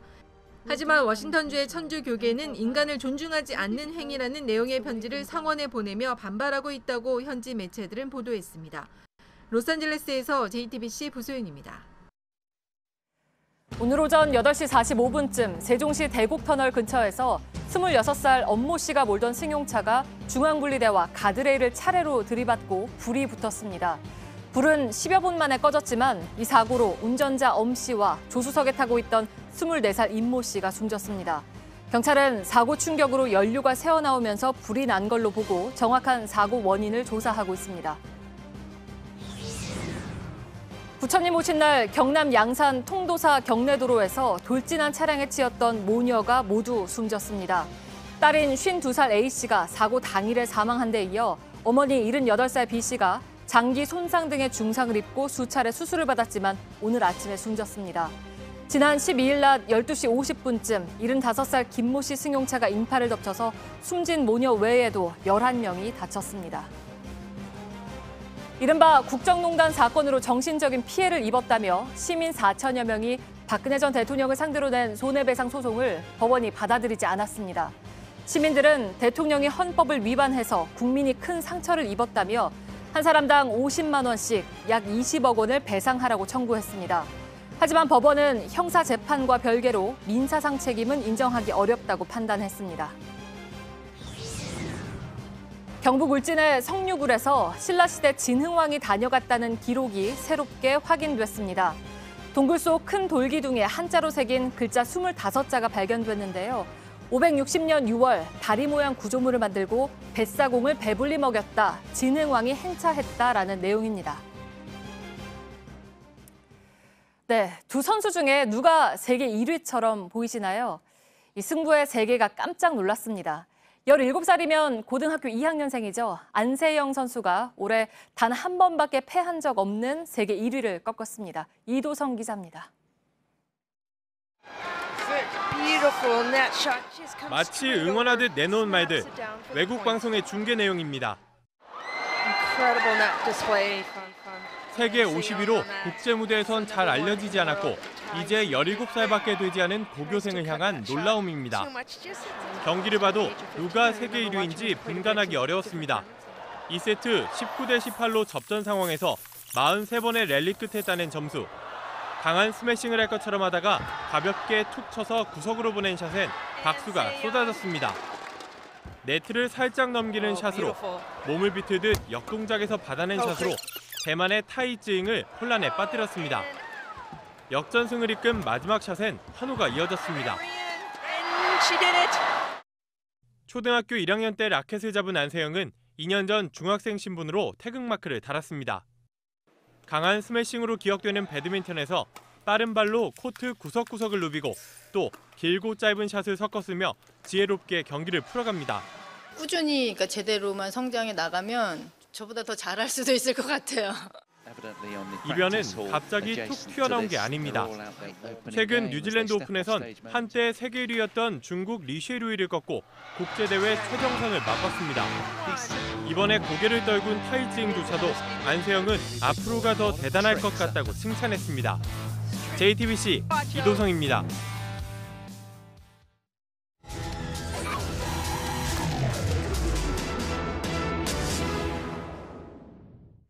햇빛이 들어오던 거실 창문에 갑자기 고층 건물만 가득하면 어떨까요? 현행법상 상업지역에선 기존 건물에서 50cm만 간격을 두면 새로운 건물을 지을 수 있습니다. 그런데 최근 주상복합 아파트가 많이 들어서면서 전국 곳곳에서 입주민들의 피해와 갈등이 이어지고 있습니다. 밀착카메라 이선화 기자입니다. 인천 부평동의 한 주상복합 아파트입니다. 바로 옆에는 또 신축 주상복합이 들어서면서 분양 사무실이 차려졌는데요. 그런데 이 건물 사이로 들어와 보시면요. 간격이 1m가 조금 넘습니다. 제가 서서 양팔을 뻗어보면 닿을 수도 있는 거리인데요. 이 문제는 기존에 있던 주상복합 아파트의 거실 쪽 창문이 맞은편 벽을 향하고 있다는 겁니다. 14층짜리 아파트 옆에 17층짜리 건물이 들어선 건 지난해 8월입니다. 햇빛이 들어오던 거실만 문제가 아닙니다. 창문들이 모두 옆 건물을 향한 집들은 상황이 더 심각합니다. 지금 시간이 낮 12시가 다 돼가는데요. 방 안은 이렇게나 캄캄합니다. 불을 켜지 않으면 생활이 어려울 정도로 어두운 건데요. 그렇기 때문에 대낮에도 이렇게 불을 켜고 살 수밖에 없는 겁니다. 그런데 더 문제는 햇빛뿐만이 아닙니다. 이쪽으로 와보시면 이 창문을 열면요. 이 바깥쪽 건물이 훤히 들여다 보이기 때문에 이 환기를 할 때 빼고는 창문은 물론이고 이 커튼까지 치고 살 수밖에 없는 겁니다. 맞은편에서 불이 켜져 있으면은 무드등처럼 저희 집이 밝아요. 말하는 소리, 노래하는 소리 다 들려요. 아저씨가 공사하실 때도 저희 아들이 인사했다니까 안녕하고. 아파트 주민들은 통신 신호도 약해졌다고 주장합니다. 저희야 뭐 터지는 데 가서 전화하고 하면 되는데 손님들이 오신다거나 하면 좀 민망해요. 왜 전화 안 돼? 산골에 온 것처럼 그렇게 얘기를 하면은. 배달 음식을 시켰을 때 카드 결제가 되지 않는 경우도 있습니다. 그때 이거 안 되는 데가 있어요. 이 건물 자체가요. 주민들은 입주 당시에 전혀 예상하지 못했다고 주장합니다. 혹시 여기 건물 들어오는 건 아니죠? 라고 이제 우스갯소리로 물어봤더니 전혀 그럴 일 없다고. 아파트 주민들의 민원에 신축 주상복합 건축주는 답답하다는 입장입니다. 상업지역의 경우 건물 사이의 거리가 50cm만 떨어져도 법적으로 아무런 문제가 없기 때문입니다. 허가를 내줘서 법적으로 문제가 안 되고 마음속으로 도덕적으로는 항상 미안하지만 실적으로 뭐 저희도 뭐 사업을 수익을 내야 될 사업이기 때문에 그런 면에서는 또 감수하고 있습니다.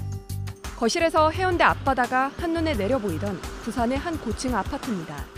지금 보이는 게 해운대 해수욕장입니다. 저는 17층 베란다에 나와 있는 건데요. 원래는 이렇게 바다 조망의 아파트였는데 지금 이 앞에 건물이 들어서면서 하얀 콘크리트 벽 그리고 창문만 보이는 상황이 됐습니다. 그리고 이쪽으로 와보시면요. 이렇게 베란다 한켠에는 매년 4, 5월이면 활짝 피는 제라늄이라는 식물이 있는데 지금은 보시는 것처럼 햇빛이 들지 않아서 꽃이 하나도 피지 않은 모습입니다. 얼마 전에 앉아서 바다 보이죠. 예, 꼬리발만 보이잖아요. 도심 역세권으로 주목받고 있는 서울 동대문구의 한 상업 지역입니다. 완공된 오피스텔 바로 옆에 또 다른 오피스텔이 지어지고 있습니다. 두 건물 사이는 2m도 채 되지 않습니다. 일조권 침해는 물론 화재 등 긴급 상황에서 안전도 우려됩니다.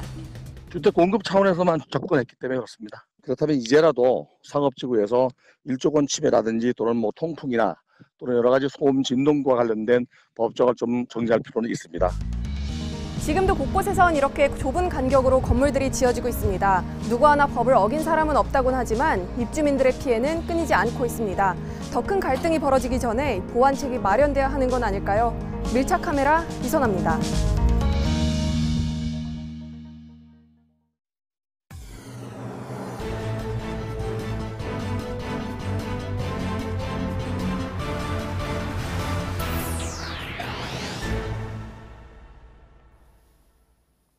뉴스룸의 앵커 브리핑을 시작하겠습니다. 대구광역시 동서를 가로지르며 달리는 시내버스의 번호는 518번. 1998년부터 운행을 시작한 이 버스는 대구 전자공고와 228 중앙공원 앞을 돌아 나갑니다. 우연히 붙여진 번호였지만 518번, 그 번호는 묘한 여운을 남깁니다. 이른바 보수의 심장이라고 하는 대구 한복판을 달리는 518 버스라니. 그러나 생각해보면 대구는 228 민주운동으로 기억되는 지역이죠. 1960년 독재에 항거하는 시민이 행진하던 거리에 518 버스가 달리는 것은 어찌 보면 운명 같아 보이기도 합니다. 그런가 하면 며칠 전부터 광주광역시 시내에는 무등 경기장과 옛 전남도청 자리를 지나가는 228번 버스가 달리기 시작했습니다. 10년 전부터 대구와 광주가 시도하고 있는 달빛 동맹입니다. 달구벌과 빛고을은 518 버스의 짝꿍으로 228 버스를 만들어서 함께 달리고 있는 것입니다. 입맛도 말씨도 서로 다르지만 이들은 민주화를 열망하던 역사를 공유한 사람들이죠. 정치인들이 만들어 놓은 뿌리 깊은 분열과 왜곡에 반대하는 그들은 서로 공존하고자 애쓰고 있는 중입니다. 시간을 거슬러 지난 2000년 부산의 거리 한복판. 동과 서를 하나로 합쳐서 광주에서 콩이면 부산에도 콩이고 대구에서도 콩인 옳고 그름을 중심으로 해서. 그는 정치 1번지 종로를 두고 모두가 말리는 지역으로 내려갔습니다. 바보 소리를 들어가면서 그가 무너뜨리고자 했던 것은 작은 나라를 조각내듯 지배하는 견고한 지역 장벽이었습니다. 물론 그의 정치 역정이 모두 성공한 것은 아니어서 대통령이 된 이후에는 이게 다 노무현 때문이라는 유행어까지 등장했죠. 축구 대표팀이 져도, 비가 와도, 연예인이 실수를 해도 사람들은 그 유행어를 입에 달고 살았습니다. 그렇게 해서 얻은 카타르시스는 과연 온당한 것이었을까? 어리석어 보였던 그의 시도들은 하나둘 조금씩 뿌리를 내려서 견고한 장벽은 조금씩 허물어지고 있으니 달구벌을 달리는 518번 버스와 빛고을을 달리는 228번 버스, 오늘날 지역을 넘어서 함께 가고자 하는 끊임없는 시도들. 따지고 보면 이것도 다는 아니어도 적어도 어느 정도는 노무현 때문이 아닐까. 오늘의 앵커 브리핑이었습니다.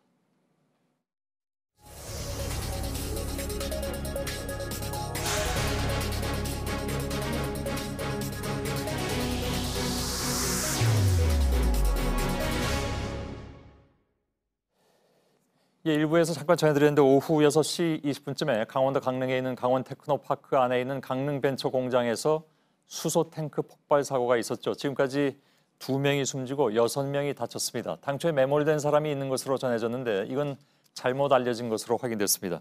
현장 잠깐 좀 연결하겠습니다. 조승현 기자가 좀 급히 달려가 있는데요. 조 기자, 사고 개요 잠깐 좀 전해주시죠. 네, 폭발 사고가 일어난 건 오늘 저녁 6시 20분쯤입니다. 이 강원도 강릉시 사천면에 있는 강원 테크노파크 안에 있는 강릉 벤처 공장이란 곳입니다. 이 공장 건물이 2동이 있는데 지금 제 뒤에 보이는 건물이 2공장이고 그리고 여기서 화면 오른쪽으로 보시면 길 건너편 쪽에 공장 1, 그러니까 1공장이 있습니다. 이 1공장 뒤편에 있는 5개의 수소 탱크 3기가 폭발했다는 게 소방당국의 설명입니다. 지금은 이 산업단지 저희가 안쪽에 출입이 통제되어 있는 가장 안쪽까지 지금 들어와 있습니다. 그래서 제 바로 뒤로 오늘 폭발 피해를 입은 이 공장의 모습을 보실 수가 있는데 잠깐 좀 자세히 보시겠습니다. 이 건물 외벽이 모두 이렇게 외장재가 쏟아져 내려져 있고 그리고 건물의 철골, 구조물들이 그대로 밖으로 노출돼 있습니다. 그리고 건물에 붙어 있던 모든 대부분의 유리창들이 깨져서 아래쪽으로 내려와 있는 그런 상태입니다. 이 사고 직후 모습, 그러니까 사진으로 촬영되어 있는 모습들을 봐도 이 폭발했다는 수소탱크는 넘어져 있고 또 알려진 바로는 이 수소탱크 3기 중에 1기는 폭발 충격으로 날아가서 어디에 있는지 아직까지 소재 파악이 안 된다. 뭐 지금 이런 이야기도 나오고 있습니다. 그리고 공장 건물은 역시 벽체가 모조리 부서져서 이 철골만 앙상이 남아있는 그런 참혹한 상태입니다. 지금 날아간 수소탱크를 아직도 못 찾고 있다고요? 네, 지금 위치를 파악 중인 것으로 알고 있습니다. 그 정도였습니까? 그 인명 피해는 약간 좀 혼선이 있었는데 지금 2사람이 사망한 것으로 아무튼 안타까운 소식이 들어왔습니다. 그런데 당초에 매몰자가 있었다고 했는데 매몰자는 구조가 됐다면서요? 예, 구조가 된 것은 아니고 애초에 그 사망자로 알려졌던 인원이 있습니다. 최초에는 사망자가 3명이라는 이야기가 나왔었고 나중에 소방당국이 사망자는 2명이다 이렇게 정정을 했는데 그 2명 중에 신원 확인이 안 됐던 1명이 있습니다. 이 1명이 매몰자로 동시에 좀 중복 집계가 돼서 매몰자가 있는 게 아니냐 이래서 수색 작업이 이루어졌고 지금 사망자로 확인이 됐고 지금 3차에 걸친 수색 작업 끝에 매몰자는 현재까지 없는 것으로 파악되고 있습니다. 예, 알겠습니다. 자, 지금 사고가 난 지 얼마 안 돼서 원인이 제대로 밝혀지진 않고 있나요? 네, 그렇습니다. 이 소방당국이나 지자체 모두 정확한 원인을 아직까지는 내놓지 못하고 있습니다. 다만 이 한 개 탱크당 수소 400세제곱미터 정도가 담겨 있던 탱크가 3개가 있었는데 이 뭔가 테스트를 하던 도중에 갑자기 폭발을 했다. 이렇게 소방당국은 추정을 하고 있습니다. 예, 그 강원 테크노파크는 원래 뭐 하는 곳입니까? 예, 이 강원 테크노파크는 이 강원도가 출연출자해서 만든 기관인데요. 이 강원 지역에 있는 중소벤처기업을 지원하고 또 특히 신재생에너지 그리고 신소재 사업을 발굴하는 역할 등을 맡고 있습니다. 그중에서도 오늘 폭발이 일어난 이 벤처 공장은 태양열과 수소를 가지고 연료 전지를 만드는 공장입니다. 예, 알겠습니다. 조승현 기자가 현장에서 전해드렸습니다. 수고했습니다. 자, 박근혜 전 대통령이 재임하던 기간에 최순실 씨와 정호성 전 비서관이 대화한 음성 파일이 공개돼서 지금 파장이 일고 있죠. 시사저널에서 오늘 이제 2번째 파일을 공개한 건데 저희가 지난주에도 이 문제를 전해드렸습니다만 이번엔 그때는 취임 전이었고 지금은 취임 후의 상황입니다. 저희가 일부에서는 당시 녹취 파일만 이렇게 들려드렸는데 2부에서 지금 이가혁 기자와 함께 그 녹취가 됐던 당시의 상황이 어떤 배경이 무엇인가를 좀 설명을 드리고 특히 최순실 씨가 그렇게 지시한 것이 나중에 박근혜 대통령의 행위로 나타났는가 하는 부분까지 조사를 해서 이가혁 기자가 가지고 나와 있습니다. 어서 오세요. 네. 오늘 공개된 이 음성은 취임 이후 상황입니다. 그러니까 대통령 기밀 사항도 취임 이후니까 그렇습니다. 기밀 사항도 최순실 씨가 뭐 이렇게 참견하고 보고를 받고 보고받고 지시하고 그랬다는 얘기잖아요. 예, 그렇습니다. 오늘 뭐 말씀하신 대로 시사저널이 2번째로 공개한 음성 파일입니다. 주로 박근혜 정권 1년 차인 2013년 10월, 11월 이때 녹음된 내용입니다. 바로 먼저 하나를 좀 들어보시겠습니다. 그럼 그건 안 가는 걸로 하면 되지, 녹색은. 지금 뭐 안 가시는 걸로 되어 있고요. 가시는 걸로 이렇게 얘기하시면 변경하시는 건데요. 네, 상관없죠. 지금 안 가셔도 됩니다. 안 가셔도 되는데 지금 뭐 경제수석도 그렇고 여기저기서 계속 좀 꼭 좀 가셨으면 하는 요청들을 재고를 해주셨으면 하는 요청들이 많이 있습니다. 예. 그 녹색은 했는데 녹색이 뭡니까? 네, 지금 보시는 이 사진으로 곧 나올 텐데요. 녹색 기후기금 사무국 출범식을 말합니다. 예, 예. 2013년 12월 4일에 인천 송도에서 치러졌는데 결과적으로 박 전 대통령이 이렇게 참석을 하긴 했습니다. 가지 말라는데 갔네요. 뭐 간다 안 간다 그런 조율을 하던 상황이었던 예, 것 같은데요. 그런데 생각을 해보면 이 경호 등의 이유로 대통령의 외부 일정은 기밀 사항입니다. 그런데 아무런 직책도 또 권한도 없는 민간인 최순실 씨에게 이게 보고가 되고 함께 논의가 된 겁니다. 예. 또 그뿐만이 아니라 뭐 당시 경제수석 등 참모들이 좀 뭐 대통령이 좀 참석해주길 원한다. 뭐 이런 아주 내밀한 청와대 내부 분위기까지도 예. 보고가 됐습니다. 근데 거기는 왜 갈지 안 갈지를 최순실 씨가 판단하는지 그거는 모르죠. 이것만. 그렇습니다. 맥락을 또 뭐 추론은 되지만 함부로 전해드리기가 또 좀 예, 알겠습니다. 확실치 않은 부분이 있습니다. 그 일정들 아무튼 일정은 최순실 씨가 참견한 대로 되지는 않았지만 그 과정이 다 공개가 되는 그런 상황을 저희들이 이 녹취록에서 들었습니다. 그렇습니다. 예, 청와대 수석비서관, 그러니까 대수비라고 표현을 하더군요. 네. 그 최순실 씨는 대통령이 주재하는 수석비서관. 네. 이 회의에서 대통령이 말하는 모두 발언문이라는 게 있습니다. 그러니까 그 회의하기 전에, 네. 그죠? 여기서도 최순실 씨가 일일이 관여하는 것으로 나오고 있죠. 네, 뭐 청와대 수석비서관 회의에는 뭐 정무수석 뭐 이런 참모들이 참석을 하는데 예. 이 대통령의 모두 발언은 특히 뭐 뉴스에서도 많이 보셨을 겁니다. 예. 이게 중요한 내용이 많이 담기고 또 특정 현안에 대해서 대통령의 시각이 담겼기 때문에 뭐 그 자체로도 기사가 되기도 하는데요. 예. 이때도 최순실 씨가 정호성 전 비서관에게 뭐 이렇게 해라 저렇게 해라 지시를 한 내용이 있습니다. 한번 예. 들어보시겠습니다. 예. 대수비 때, 각 분야에서 이렇게 체크하고 이런 것을 소상히 이렇게 문제점들을 올려주어가지고 적극 대비하고 내가 이렇게 해준 거에 대해서 여러분들이 그동안에 한 해를 넘기면서 노고가 많았다. 그래서 그렇게 뭐 슬쩍 넘기고요. 예. 이 메일이 잘 안 열려, 여기서. 그거 넣고, 메일이 잘 안 열로 그거 넣고로 끝났는데 예. 이게 2013년 11월 22일 대화 내용입니다. 내용을 굉장히 상세하게 지시를 하네요. 그렇습니다. 예. 각 분야에서 뭐 노력한 점에 대해서 대통령이 좀 이 정도 타이밍에서 좀 치하를 좀 하는 게 어떻겠냐 뭐 이런 지시를 정호성 전 비서관에게 한 것으로 보이는데 예. 근데 실제 사흘 뒤에 이 대수비가 열렸습니다. 이 회의가 열렸는데 박 전 대통령 모두 발언이 언론에 공개가 됐고 그 워딩을 좀 보면 올해도 뭐 1개월 남짓 남았는데 뭐 중략을 해서 많은 현안들에 대해 대처하느라 모두 수고가 많으셨습니다. 뭐 현장에서 제대로 지켜지고 진행되고 있는지 항상 체크해 주길 바랍니다. 뭐 이런 예. 식으로 아주 단어 하나까지 똑같지는 않지만 비슷한 내용의 예. 그런 내용을 찾을 수가 있었습니다. 사실 뭐 이런 건 최순실 씨가 참견해서 이런 거 치하를 해라 마라 안 해도 그냥 비서진이나 아니면 대통령 본인이 할 수도 있는 것들인데 이런 것까지 다 이렇게 사전에 얘기 나누고 그러는군요.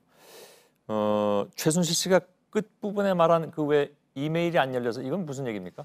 정호성 전 비서관이 대통령 연설문 같은 거를 최순실 씨에게 이메일로 일종의 보고를 하면 예. 최신이 이를 다시 받아보고 일종의 첨삭을 하거나 뭐 이렇게 고쳐라라고 연락을 다시 줬다. 이게 검찰 수사나 재판을 통해서 확인된 바가 있습니다. 바로 예. 정 전 비서관이 최 씨에게 보낸 그 이메일을 말한 것으로 추론이 됩니다. 예. 박 전 대통령이 중국을 국빈 방문했을 때, 그죠?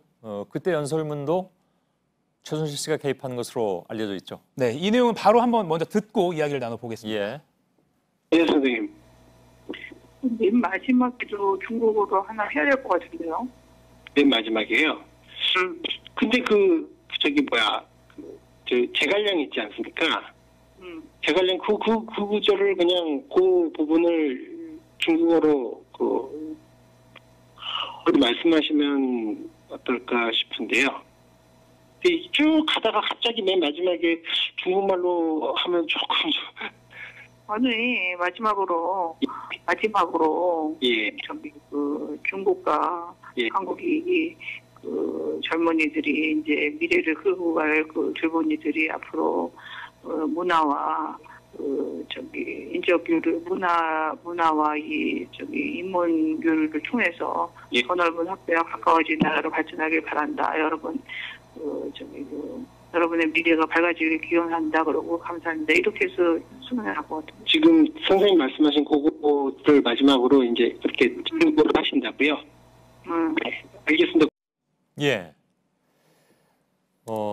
이것도 굉장히 자세하게 네. 얘기를 합니다. 선생님이라는 칭을 쓰고요. 그러게요. 굉장히 좀 쩔쩔매는 듯한 분위기. 네. 뭐 그런 걸 느낄 수가 있습니다. 인문 교류를 강조하는 부분을 넣어서 맨 마지막엔 중국어로 해라. 그렇게 했습니까? 네, 이게 인문 교류라는 단어까지 똑같이 했는데 한번 들어보시겠습니다. 중국 칭화대에서 연설한 장면인데 우리말로 연설을 하다가 마지막 장면의 한 단락을 중국어로 해서 실제 화제가 되기도 했습니다. 예. 한번 보시겠습니다. 예. 最后我希望中国和韩国的年轻人今后通过文化和人文方面的交流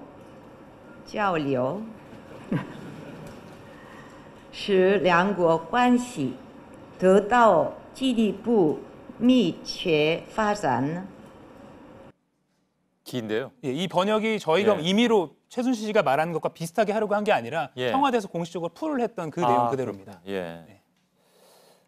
참 그렇군요. 이 음성 파일이 국정농단 사건의 법정에서도 재상이 됐었다고 하죠. 네. 그 재판부도 바로 이제 이런 걸 근거 삼아가지고 국정농단을 사실로 인정한 것이다 이런 얘기도 나왔고요. 그렇습니다. 2017년 12월 13일에 최순실 씨 1심 재판에서 검찰이 이 내용을 일부 실제 재생을 하기도 했고요. 그래서 그때 기사가 좀 나오기도 했고 내용 전체는 재판부에 제출도 됐습니다. 재판부도 이런 점을 근거로 박 전 대통령과 최순실 씨가 충분히 밀접하다. 뇌물을 최 씨가 받은 것은 박 전 대통령이 받은 것과 다르지 않다. 이런 결론을 내릴 수가 있었습니다. 예, 알겠습니다. 이가혁 기자가 당시의 배경 그리고 실제로 이것이 실행됐는지까지 다 조사해서 전해드렸습니다. 수고했습니다.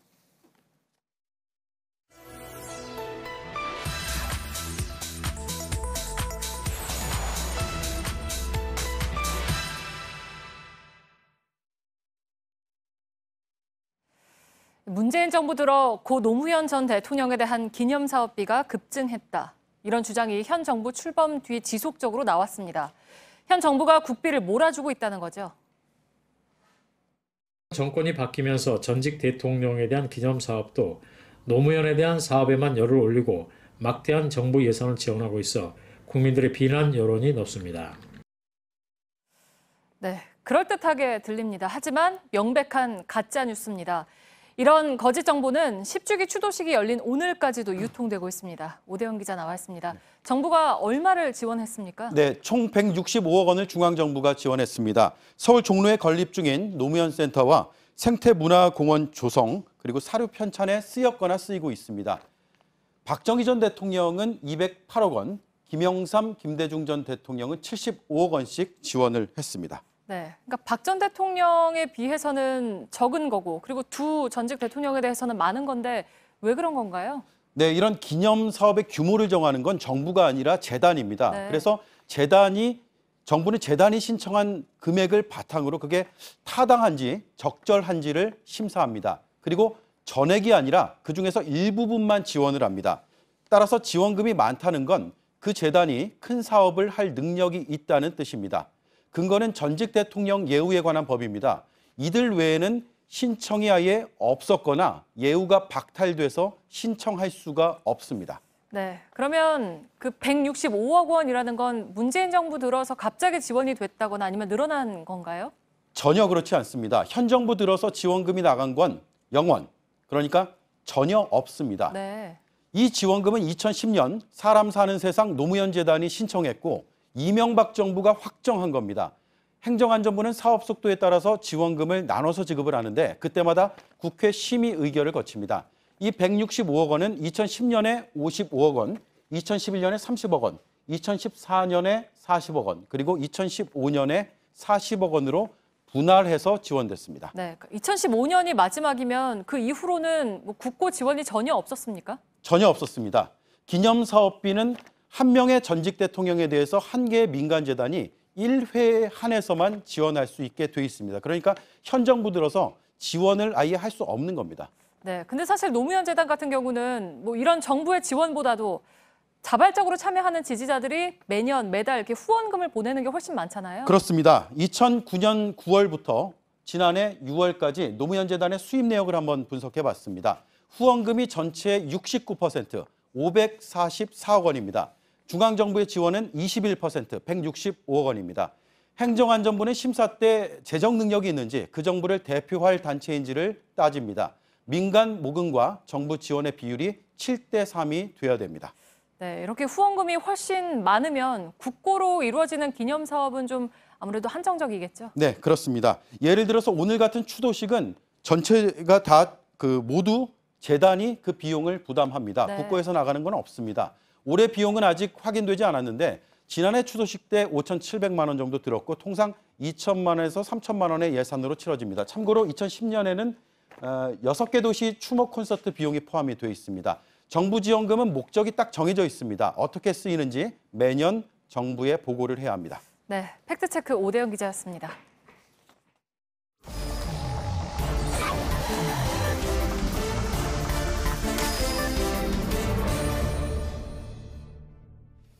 예, 비하인드 뉴스 시작하겠습니다. 박성태 기자가 나와 있습니다. 어서 오세요. 예. 첫 번째 키워드 열어보죠. 예, 첫 키워드는 장관 입도 선매. 지금 뭐 점이 2개 있는 거 보니까 오늘은 아이템이 2개입니까? 예. 예. 여러 이유로 2개만 준비했습니다. 아, 그렇습니까? 예. 열어보시죠. 입도 선매는 아직 자라고 있는 별을 미리 파는 것을 입도 선매라고 하는데요. 예. 얼마 전 MBC 스트레이트 팀 보도에 따르면 한국기독교총연합회의 전광훈 회장이 최근에 한국당의 황교안 대표를 만났는데 황 대표가 본인에게 이렇게 물어봤다고 주장했습니다. 황 대표가 목사님, 혹시 내가 대통령 하면 목사님도 장관 한번 하실래요? 라고 본인에게 물어봤다고 예배 중에 신도들에게 얘기했습니다. 예. 이 주장에 대해서 박지원 민주평화당 의원의 평가를 잠깐 들어보겠습니다. 예. 그런데 3년이나 대통령 남았는데 장관 자리를 지금 입도 선매하고 있다니까요. 구정치 배워도 너무 빨리 배운다. 진짜 머리 좋다. 예. 근데 황교안 대표가 정말로 저런 얘기를 했을까 싶긴 합니다. 일단 정광훈 목사가 신도들에게 저렇게 얘기한 것 자체는 팩트입니다. 녹취 파일이 자기 자랑을 좀 하려고 했던 건 아닐까요, 혹시? 예, 그것까지는 확인이 안 됐는데 일단 신도들에게 정광훈 목사가 저렇게 얘기한 것은 사실이고 문제는 그러면 황교안 대표가 전광훈 목사에게 저 얘기를 했냐가 문제인데요. 황교안 대표는 기자들에게 저런 말을 한 적이 없다라고 부인했습니다. 일단 전한 사람이 있고 말한 사람은 아니라고 하기 때문에 둘 중 한 명은 사실과 다른 얘기를 하는 셈입니다. 그러네요. 정광훈 목사는 과거에도 사실 상식적이지 않은 발언, 특히 정치적인 발언을 많이 해서 논란이 되기도 했는데요. 지난 대선 때는 국민대통합당의 당시 장성민 후보를 지지하자고 단체 메시지를 보냈다가 1심에서는 실형을 선고받고 법정 구속되기도 했고요. 이걸 대놓고 메시지를 보냈어요? 그렇습니다. 2심에서는 집행유예로 감형이 되기도 했습니다.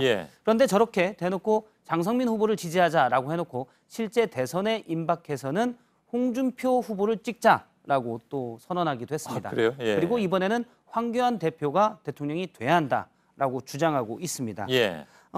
지지 후보가 자주 바뀌기도 하지만 종교 지도자가 종교인이 예배를 볼 때 특정 후보 지지 선언을 하면 선거법 위반 혐의가 있습니다.